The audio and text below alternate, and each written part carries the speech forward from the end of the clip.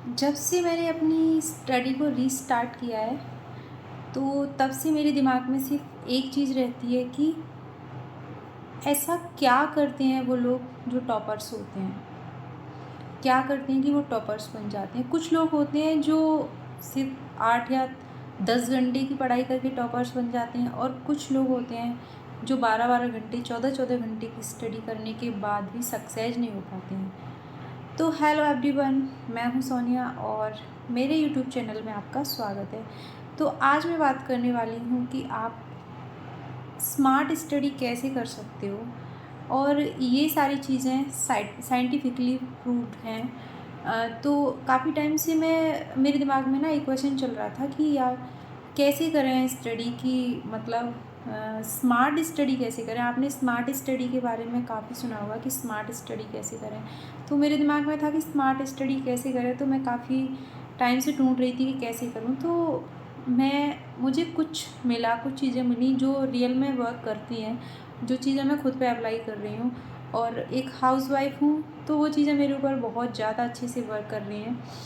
तो सबसे पहले तो हमें ना कुछ टेक्निक हैं, कुछ रूल्स हैं जो फॉलो करने होंगे और जिन्हें फॉलो करने से हमें काफ़ी अच्छा इम्प्रूव खुद में भी दिखेगा।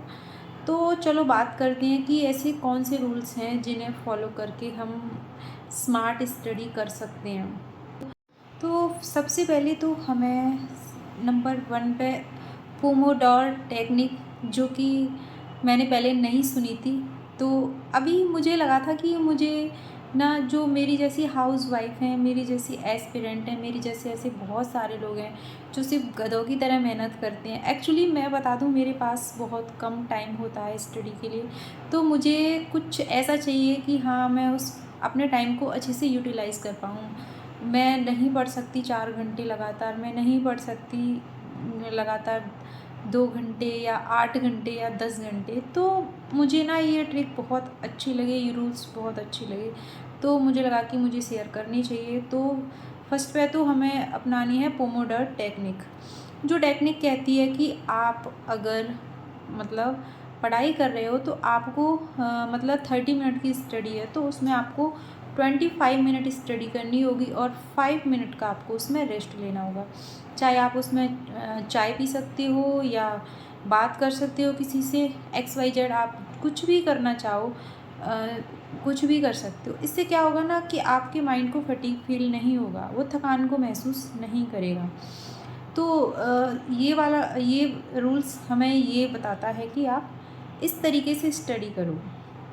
रूल नंबर 2 है जो हमें बताता है कि डीप वर्क ब्लॉक्स, मतलब कि आपकी मतलब हर इंसान की लाइफ में 24 घंटे में से 2-3 घंटे ऐसे होते हैं जो बहुत ही ज़्यादा प्रोडक्टिव होते हैं। और मुझे लगता है कि जो मॉर्निंग के उठने के बाद के जो 2-3 घंटे होते हैं वो सबकी लाइफ में प्रोडक्टिव होते हैं, क्योंकि उस टाइम पे सब सोए हुए होते हैं और उस टाइम को आप अच्छी से, और उस टाइम में ना हमारा दिमाग भी बहुत अच्छे तरीके से काम करता है कि अब जो हमारा माइंड है उसका प्रोसेस 24 आवर्स तक सेम सिचुएशन में, सेम प्रोसेस में काम नहीं करता है। तो जो मॉर्निंग का टाइम है वो बेहतरीन टाइम होता है रिवीजन के लिए, तो उस टाइम में आप रिवीजन को अपनाएं। और नंबर 3 रूल्स हमें बताता है कि नो मल्टीटास्किंग। वैसे तो एक हाउसवाइफ के लिए मल्टीटास्किंग होना बहुत ज़रूरी है, मैं बताती भी हूँ, लेकिन ये साइंटिफिकली रूल्स कहता है कि हमें मतलब नो मल्टीटास्किंग वो नहीं होना चाहिए।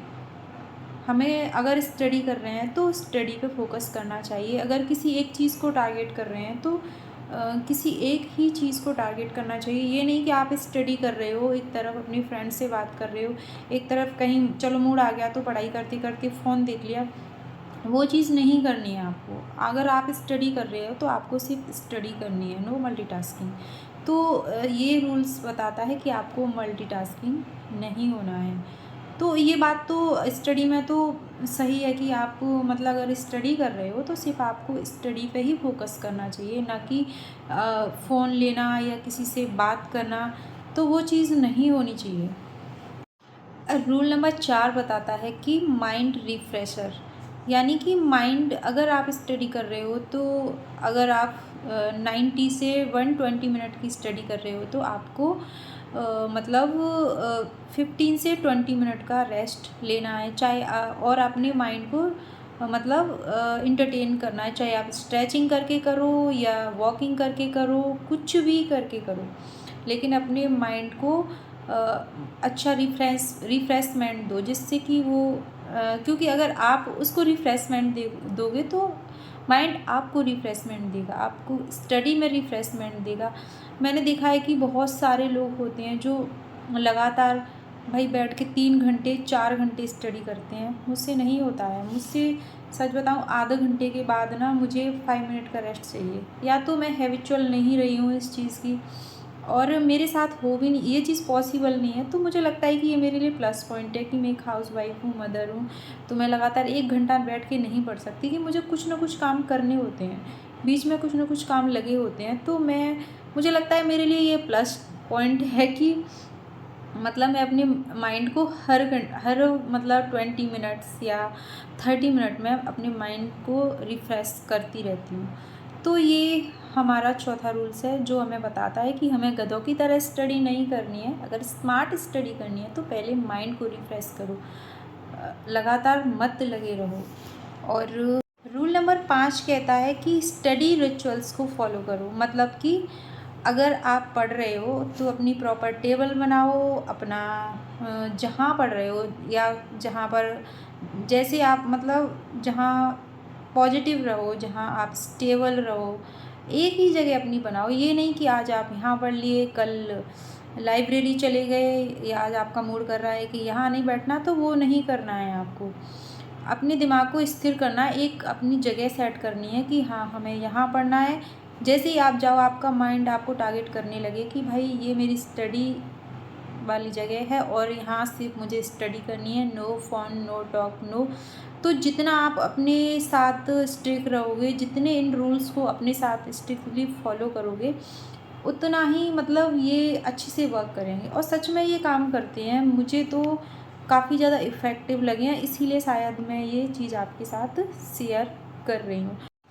और नंबर 6 पे आता है आपका एनवायरनमेंट कंट्रोल। देखिए, सारा मुझे लगता है ना कि एनवायरनमेंट का ही खेल है। आप जिस माहौल में हो, जिस तरीके में हो, आप उसी तरीके के बनते हुए चले जाते हो। तो स्टडी भी यही कहता है कि अगर आपको स्टडी करनी है, प्रॉपर स्टडी में जाना है, तो आपको वहाँ का माहौल उस तरीके का बनाना होगा, आपको उस तरीके के लोगों से कनेक्ट रहना होगा। जो जब आप स्टडी कर रहे हो तो स्टडी से रिलेटेड लोगों से कनेक्टेड रहिए, अगर आप कुछ और कर रहे हो तो उस तरीके के काम से मतलब उस तरीके के लोगों से कनेक्ट रहिए। देखो, मेरा मानना है कि माहौल बहुत बड़ा मतलब काम करता है किसी भी मतलब लक्ष्य को पाने में। तो देखिए, जैसे कि आप किचन में ही जाइए, किचन में आप काम करने जाइए, आपका सारा सामान इधर उधर फैला हुआ पड़ा है, तो आप प्रॉपर तरीके से फटाफट से काम कर पाओगे? नहीं कर पाओगे।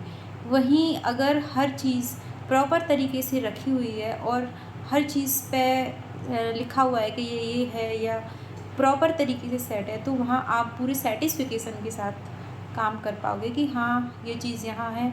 तो वही चीज़ स्टडी के साथ है। अगर उसको आप प्रॉपर तरीके से सेट करके माहौल बना के स्टडी करते हो तो वो काम करेगा। और आप बैठ गए कहीं भी, कैसे भी, फ़ोन एक तरफ रखा है, ठीक है, और दूसरी तरफ बातें चल रही हैं, तो आपका माइंड फोकस नहीं कर पाएगा। तो माहौल, एनवायरनमेंट भी बहुत ज़्यादा योगदान देता है आपकी स्टडी में।